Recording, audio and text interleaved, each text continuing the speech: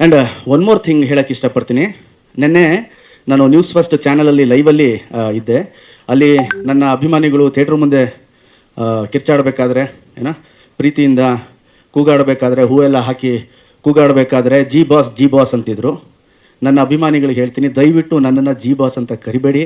ನಾನು ನಿಮ್ಮ ಮನೆಯ ಹುಡುಗ. ಪ್ರೀತಿಯಿಂದ ನನ್ನ ಗೋಲ್ಡನ್ ಸ್ಟಾರ್ ಅಂತ ಇಟ್ಟಿದ್ದೀರಿ, ಸಾಕು ನನಗೆ ಗೋಲ್ಡನ್ ಸ್ಟಾರ್ ಅಂತ ಹೇಳೋಕ್ಕೆ ಇಷ್ಟಪಡ್ತೀನಿ. ನಾನು ನಿಮ್ಮ ಮನೆಯ ಹುಡುಗ, ನಿಮ್ಮ golden star. Thank you very much. ಪ್ರೇಕ್ಷಕರು ಗೆದ್ದಿದ್ದಾರೆ.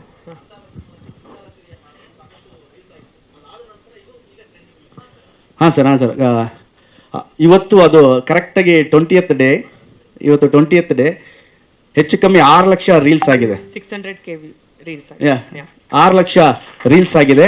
ಸೊ ಇಲ್ಲ, ಕ್ರೆಡಿಟನ್ನ ರೀಲ್ಸ್ ಮಾಡೋರಿಗೆ ಕೊಡ್ಬೇಕು ನಾವು. ಆ್ಯಂಡ್ ಯಾರ್ಯಾರು 6 ಲಕ್ಷ ರೀಲ್ಸ್ ಮಾಡಿದಾರೋ